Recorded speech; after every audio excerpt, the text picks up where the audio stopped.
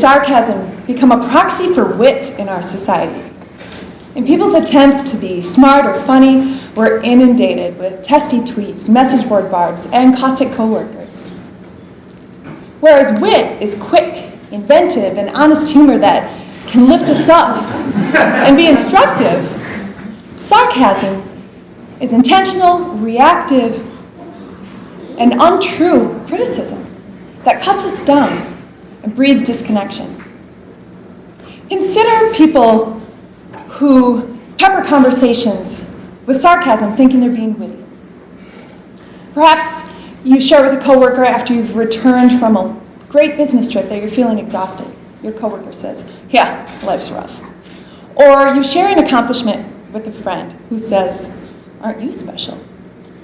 Or you burn a meal you spent all afternoon cooking, and your partner snaps, "Wow, you sure got a knack for this." Has this ever happened to you? If so, how do you feel? More than comedic timing or insightful critique, there's actually a science to sarcasm that renders some effective, but most a failure, resulting in misunderstanding, hurt feelings, and most of all, disconnection. But why should we care? Our language creates our reality. It also creates our well-being. The fields of epigenetics and neuroscience show us that the stories we tell ourselves and each other can either help or harm our DNA. More than predetermined and fixed genetic codes, our DNA are partially controlled by our perceptions of our life experiences. For example, research shows that people who have rich social lives and warm, open relationships are healthier and live longer. This is no surprise. We're social creatures. But our social connectivity links our positive emotions and health to drive our well-being. And while any digital or in-person social network can be beneficial, we need intimate human connections to engage the biological systems that preserve our well-being. What we think, say, and act has direct implications for our social relationships and, in turn, our well-being.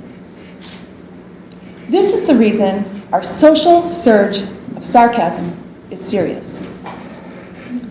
I've spent my professional life exploring the link between language and well-being. Because I want our world to be a little kinder, a lot funnier, and to support our well-being, I wanted to know if, when, how, and with whom we can use sarcasm. Now, I'm an extrovert. I have canine-like enthusiasm for meeting new people. I have a penchant for Lifetime movies, and I love all things David Sedaris. So I wanted to hack sarcasm. So I pored over scores of journal articles, had conversations with people about their lived experiences, and I watched The Daily Show. Today, I'll share the research as we examine the intersection of sarcasm and our social connectedness. Studies show we choose sarcasm to accomplish certain goals.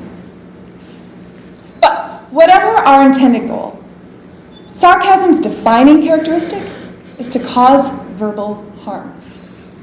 It's a tool for taking cheap shots at people that maintains plausible deniability by leaving interpretation up to the recipient.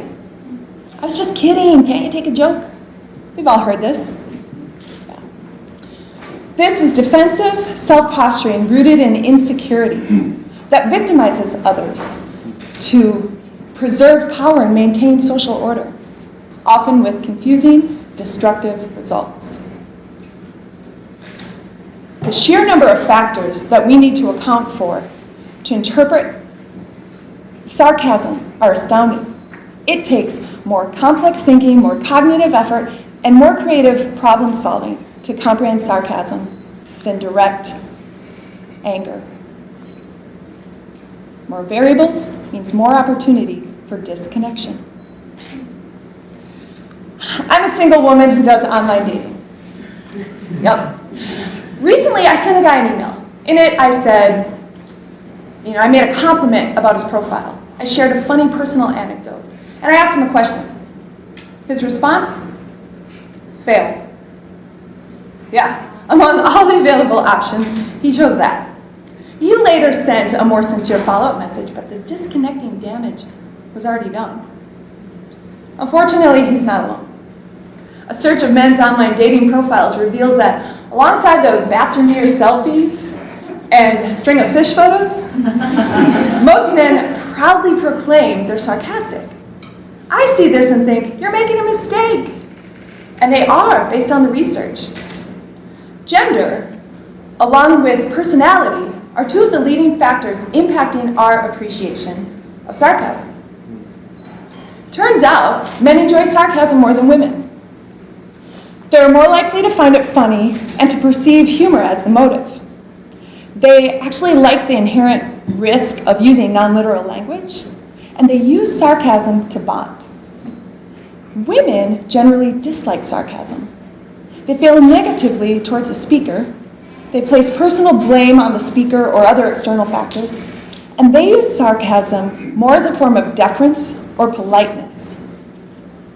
Despite these differences, and the fact that men report using sarcasm more than women, there is no difference in actual sarcasm use between men and women. And both prefer men as the targets of sarcasm because they feel women are more victimized by it.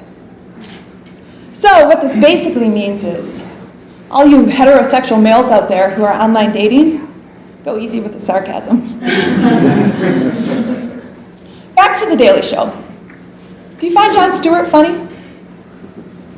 If so, you likely have a higher self-reported sarcastic personality, which means you read and process sarcasm more quickly and with less effort. It means you find sarcasm significantly funnier and less malicious. And you're less sensitive to and even disregard the negativity and potential victimization. Which means we need a few guidelines for using sarcasm. First, we're not nearly as funny as we think we are. Studies show that people are seldom amused by sarcasm, and only sarcastic remarks about trivial content are considered funny. Second, sarcasm is worse than a direct insult. As sarcastic speakers, our intention and impression are perceived as more self-indulgent, more untrue, more aggressive, more anger-inducing, and more offensive. And third, negativity outweighs all other qualities. In fact, people report nearly twice as often reading sarcasm as negative than funny. And when we're super negative, people don't care what our intent is. They only care what we have to say. So given these guidelines, I should also note, sarcasm seldom works online or via text. Yeah. Now, I'm not advocating we stop using sarcasm. I'm just calling for a smarter way that links science with what we already know in our hearts. Feeling connected to others is good for our well-being. So if we can set aside the all sarcasm all the time habit and examine our motivations when tempted to make a biting remark, we can be a little kinder, be a lot funnier, and create deeper connections to live better. Our language creates our reality and our well-being.